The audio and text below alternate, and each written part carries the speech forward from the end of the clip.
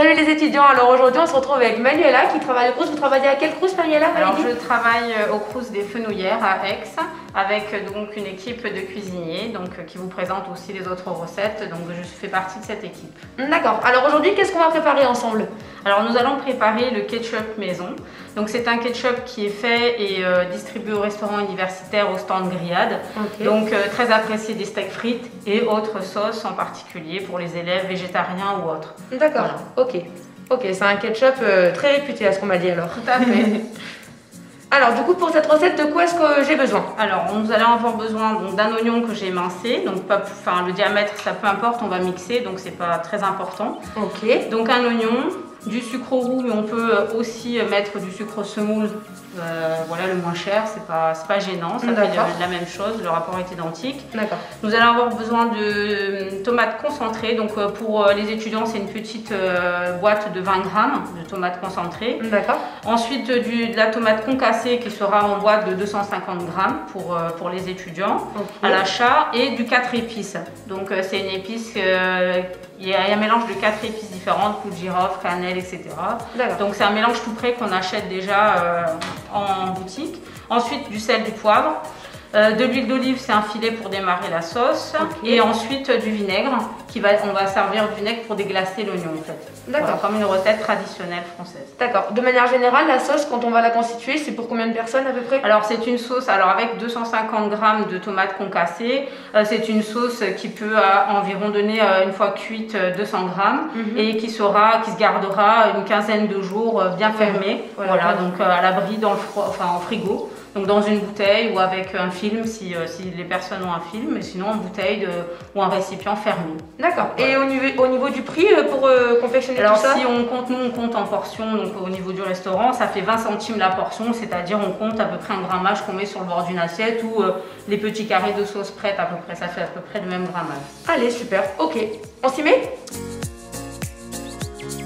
Alors le filet d'huile d'olive, voilà, pas un bon filet. Ok, donc dans la casserole. Voilà, donc là on regarde, ça frémit un peu, on met l'oignon. Ok, donc dans un premier temps l'oignon. Voilà, il ne faut pas que ça accroche, mais il faut quand même que le feu soit vif pour l'oignon. D'accord. Soit un petit peu saisi, qui donne ce goût. Maintenant on va passer à l'étape suivante, on va gagner du temps. On va finir comme ça. On déglace avec le vinaigre, comme ça j'ai le vinaigre et ensuite faut qu'il colore juste un petit peu. D'accord.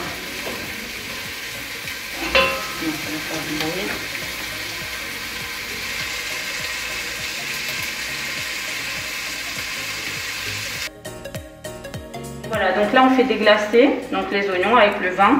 On va jusqu'à réduction en fait. D'accord. C'est pour évaporer tout l'alcool. Il va rester que du coup.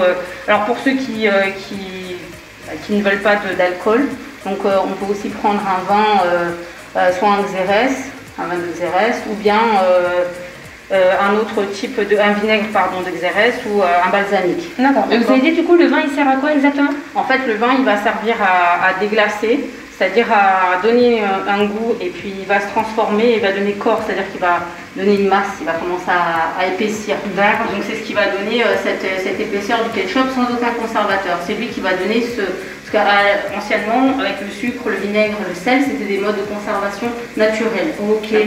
Ce qui évite de mettre des conservateurs tout simplement. D'accord. Voilà, donc là on attend que ça s'évapore. Une fois que c'est évaporé,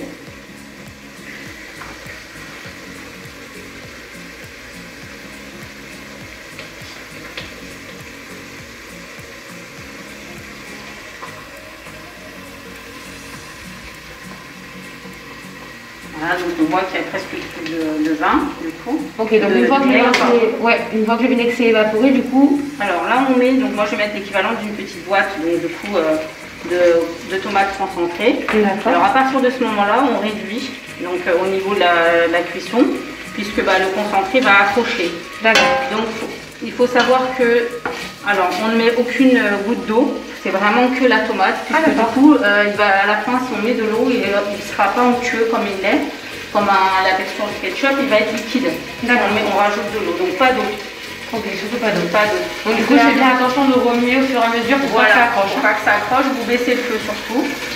Hein, vous le mettez à feu doux pour que vous puissiez faire vos manipulations sans que ça approche. Ok.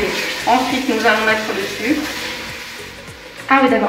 Combien de sucre vous avez dit là? Alors là, au niveau du sucre, on a à peu près 400 g de sucre pour 250 g de tomates concassées. D'accord. Donc ça peut être du sucre semoule. Après, vous pouvez réduire le sucre également. Hein. C'est Ouais. vraiment une histoire de goût. Hein. C'est pas une obligation, on peut réduire le sucre. Ok. C'est pas gênant. Donc une bonne cuillère De sel. de sel. Pareil pour le poivre. Voilà. Et ensuite, le 4 épices. Une bonne cuillère aussi. Ok, pareil, bonne Voilà, 4 épices. Hop, et on remue tout ça. Ensuite, on remue.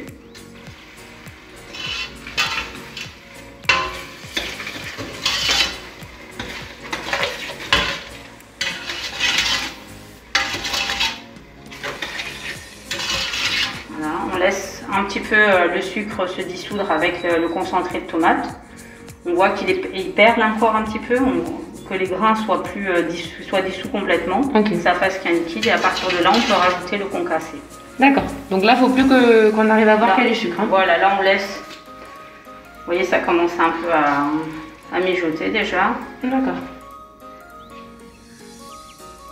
Ça vous prend combien de temps, vous, quand vous faites la recette là pour vos étudiants Alors le matin? un peu plus d'1 heure puisque moi je fais vraiment un calibre bien plus imposant. D'accord. Et donc du coup ça cuit pendant 1 heure à feu très doux. Et c'est ce qui va faire que la tomate va s'évaporer au fur et à mesure. Et ce qui va rendre la recette avec une texture très douce, très soyeuse. D'accord. Le fait que ce soit très long en cuisson. Donc il faut le laisser bien 1 heure. Après là comme ce sont des petites quantités, on peut laisser juste une demi-heure, ça suffit. Donc, quand vous le faites en petite quantité, vous, dans votre logement étudiant, une demi-heure, ça suffit. D'accord, parfait. Donc ensuite, on verse la tomate concassée. Ok. Là, il y a l'équivalent d'une seule tomate? Là, il y a l'équivalent de 2 boîtes de 250. Ok. Voilà.